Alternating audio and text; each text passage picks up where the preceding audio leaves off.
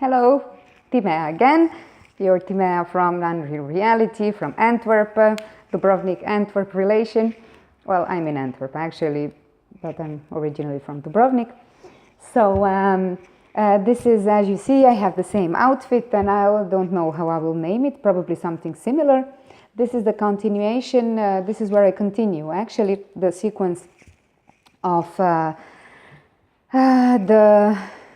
what do the original scripts say, what is the real translation of the words, how corrupted it was to create the monotheistic man-dominated religious view.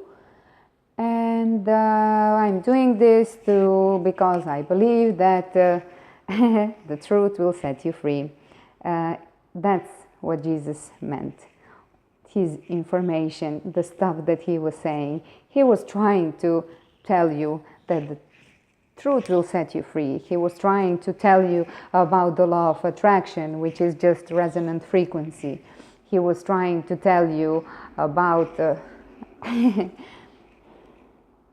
about our world, our reality, how it actually works. He was using parables.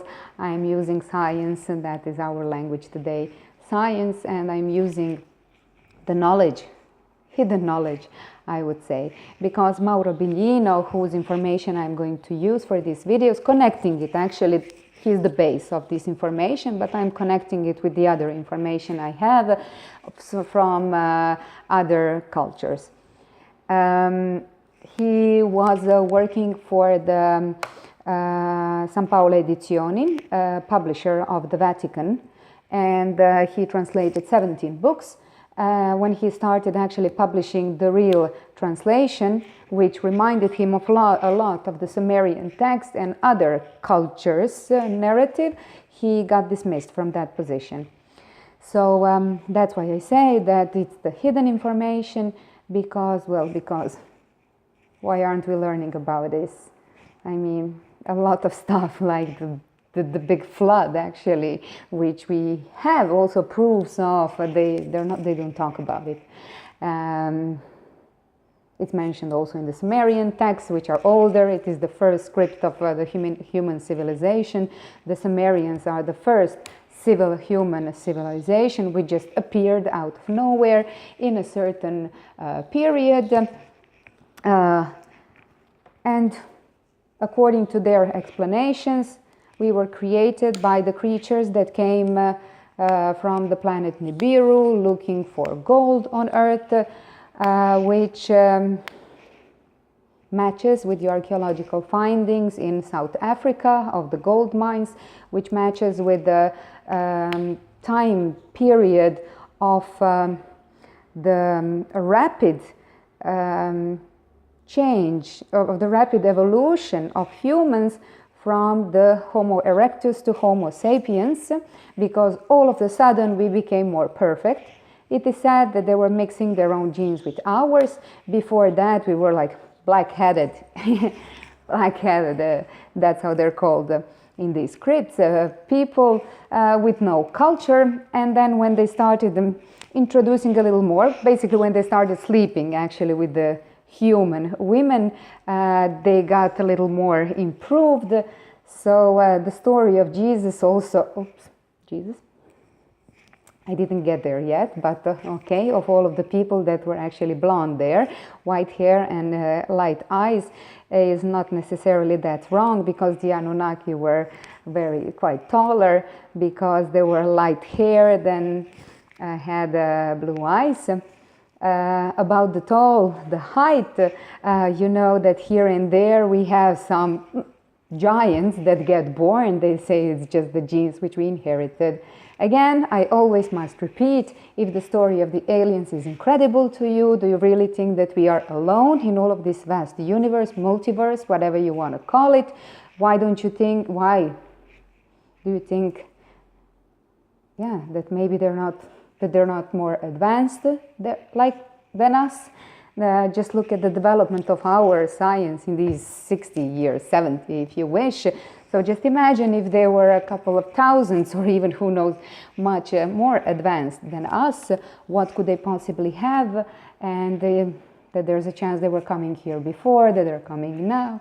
We don't necessarily see them, but actually they are seen by many. We don't see them. Who does really actually look in the sky and watches and waits? Because if you do, you will probably see them. There is a way of contacting them.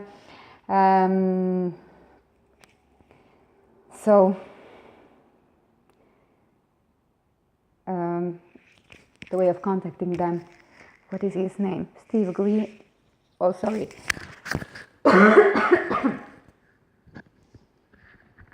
Steve Greer. I don't know. I'll put it in the description box underneath the project. Sorry, I must pause. Okay. While I was on pause, I went to took something for drink, and I was thinking, yeah, I can see what am I talking about.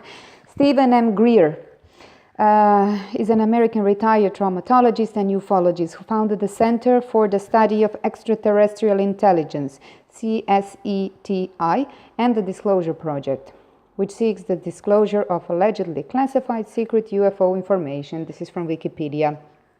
So if you're interested in contacting the aliens, get informed a little bit more about it. I haven't tried, I wouldn't like to encounter them. So what is my personal belief? I can't tell you that I truly believe. I do believe, because of course I don't believe we are alone. I do believe that they were coming. I'm sure that that's what the Bible talks about. I'm sure that's what they talk about. But of course I am a normal woman from the people, from the masses. So it is an idea which is difficult to me to proceed. So I don't think too much about it. I wouldn't like maybe to encounter them, but who knows, maybe there are some of them here. I mean, we just don't see them. They're on another frequency. So maybe they do influence my thoughts. I don't know. According to different ones in Dolores canon, they are the seeders actually of life, and apparently that's what happened on Earth. Not really seeders. I mean, actually, who knows? Who knows? But they are involved in our evolution. So it's evolution plus creation. They have just made us a little more perfect for the work which they needed. So much about it. About the aliens. I continue with my lecture. So if you watch the first video, you know what I am already told. We just continue. I stopped over there with Yahweh's woman.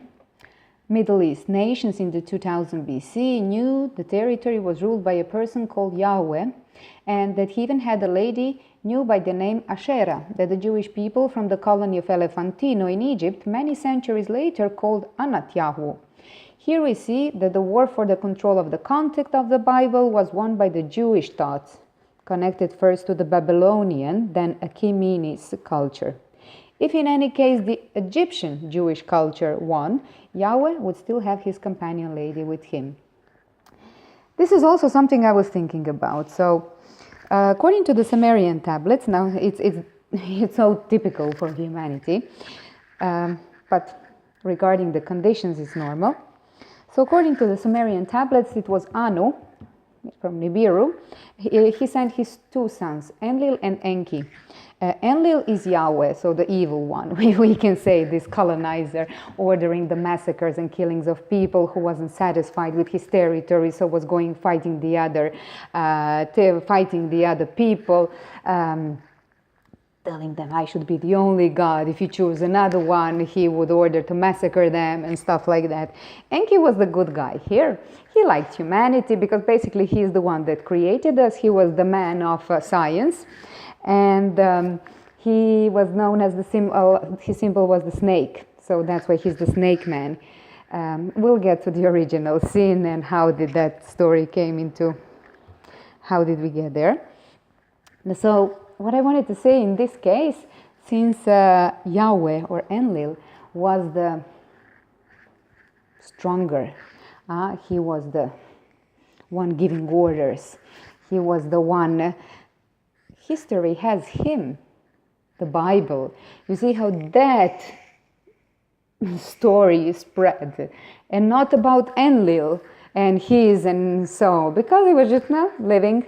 And this one that was a stronger, so he was, and they were writing about that. So typical for humanity, again, the evil character wins.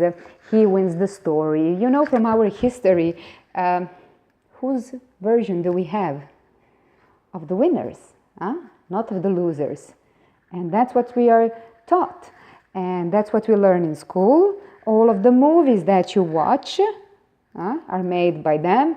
We don't know the other narrative. You know, barbarians. So who were called the barbarians? People that weren't Romans. So, and they were barbarians. The Druids in England, the highly developed, educated community, they were barbarians. So that's what I wanted to say.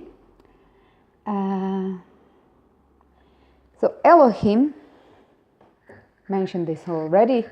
Elohim is plural in Hebrew. It means gods. And in the Psalms 82, it is the most explicit. There are pronouns, adjectives, and at minimum 10 verbs in plural, which are undeniably proving it. So I'm reading Psalm 82, King James Version. God standeth in the congregation of the mighty. He judgeth among the gods. God was standing and he was judging among the gods. How long will ye judge unjustly and accept the persons of the wicked? Selah. Defend the poor and fatherless. Do justice to the afflicted and needy. Deliver the poor and needy. Rid them out of the hand of the wicked. They know not, and neither will they understand. They walk on in darkness. All the foundations of the earth are out of course. I have said, ye are gods, and all of you are children of the Most High. But you shall die like men, and fall like one of the princes. Arise, O God, judge the earth, for thou shalt inherit all nations. So,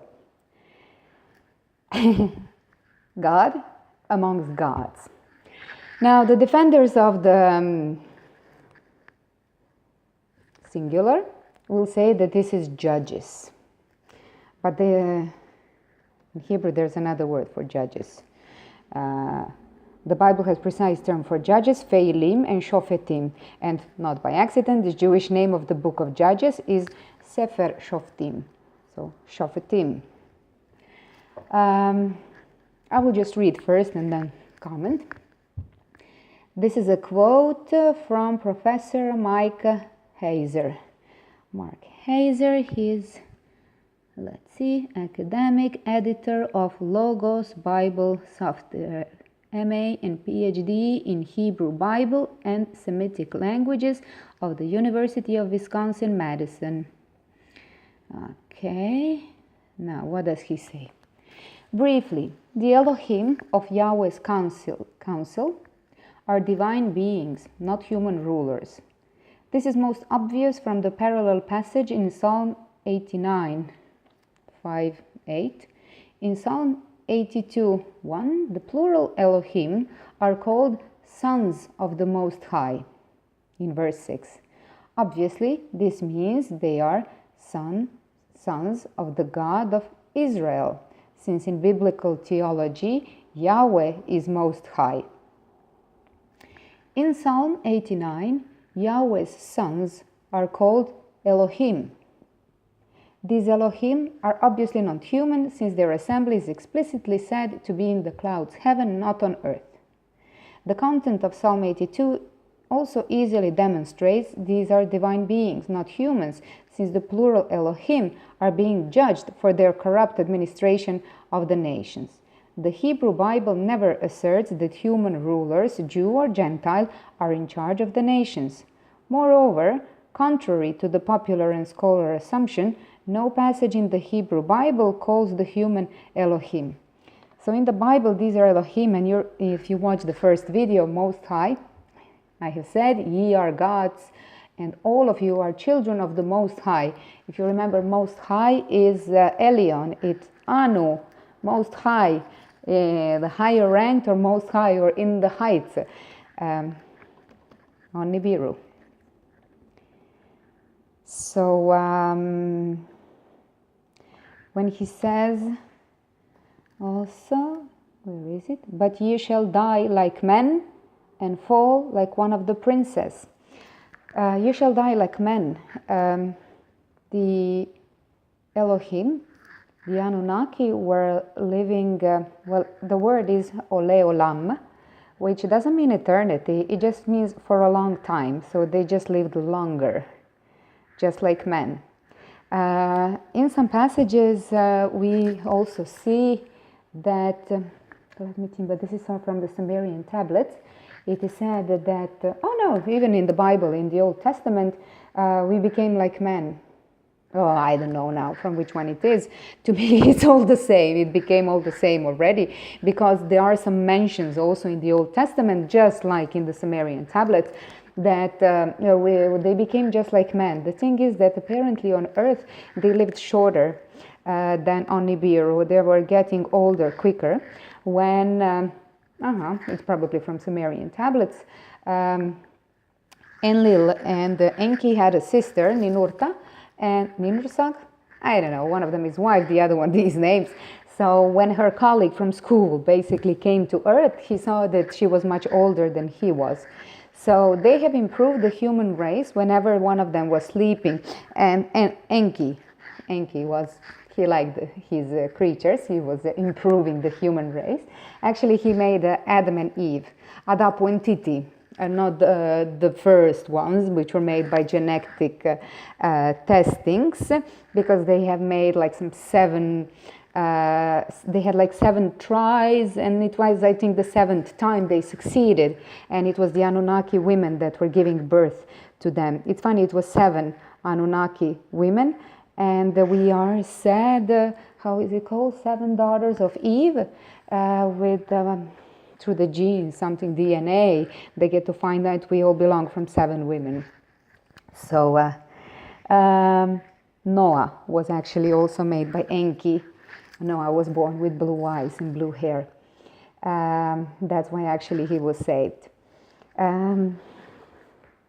Later, when Enlil found out that his brother saved the humanity, he was very angry because he was thinking always they're too noisy and making too much mess and spending too much food. And so the big flood was actually when Nibiru was getting closer, and apparently a big piece of ice from Antarctica fell, and it created actually the huge wave.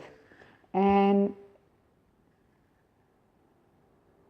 Enki said to Noah, so he told him, and Enlil got very mad when he found it out that he saved humanity.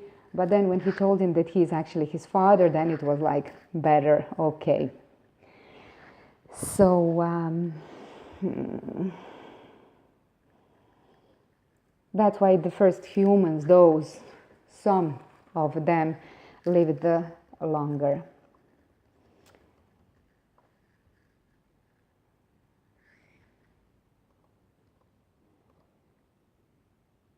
Minutes, okay.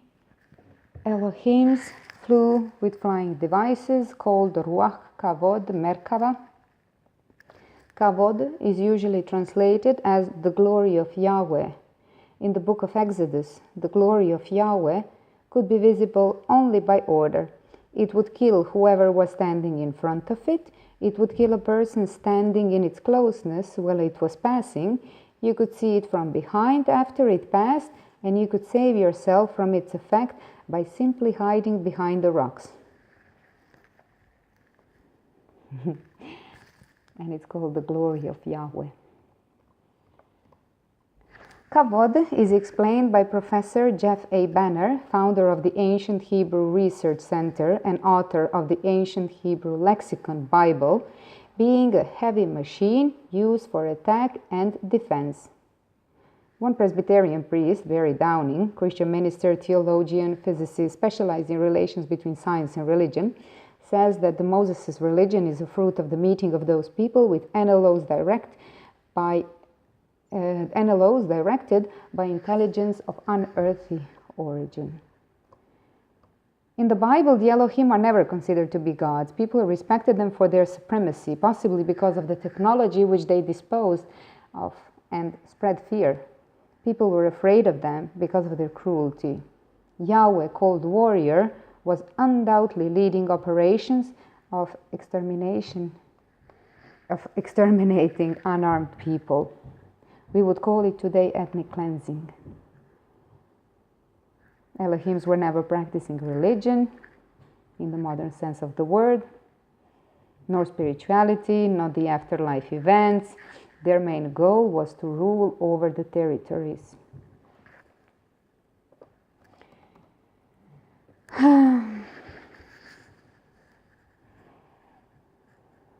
When you get to read this kind of stuff, they were persons. Elohims were persons that knew the laws of nature and the universe and were passing the knowledge onto the loyal followers, creating castes of kings, rulers, priests. That knowledge was, however, only scientific, concrete, material, useful for their ruling, nothing spiritual, like it was corrected with time. This Yahweh was obsessed with fear for his people, that they will return, that they will turn to other Elohim. So he was ruling that were ruling in other parts, like Egypt of Mesopotamia. So he was constantly threatening, killing traitors with no mercy. So the monotheistic defenders will say, where Elohim is explicitly implying plural, that it refers to the judges of lawmakers. So here he gathers a couple of examples where he's implying plural, Elohim, that it refers to judges or lawmakers. So, who made Adam? Because it's the Elohim, actually, that made Adam, Elohim, plural. If they were regular people, this would be totally unnecessary to say. If it was regular people, humans that created a human, why, and it is Elohim plural. So they just saying specifically some, where it's Elohim, that this is judges. They had relations with human daughters. Who else? And what would they give? Another group, Giborim, which were defined to be powerful, famous people. So basically, all of the human rulers through history were considered to be demigods, ancestors of humans and rulers from above. First of all, also what is interesting, from above. Today, in our terms, from above, what would we think if somebody came from above? Where did they come from? Heaven? If they came from above, they came from the sky, they came from the universe, they came from other planets, so they're aliens. The Elohim died like all Adams. If they were lawmakers, of course. What's the point of saying it? Yahweh was always afraid that the people don't turn to another Elohim. So who would real God be afraid of? Why would real God be afraid of judges, lawmakers, or somebody so much weaker than him? So would people be so stupid to abandon one universal Almighty? So, you get it? That they couldn't make a difference between the Almighty, so they would turn to lawmakers? Or when they say that they were just pagan, unseen, unreal plates, dead, lifeless idols, or a bunch of stone, that they would turn to other gods. So really, they had to choose between God, Almighty, and plates.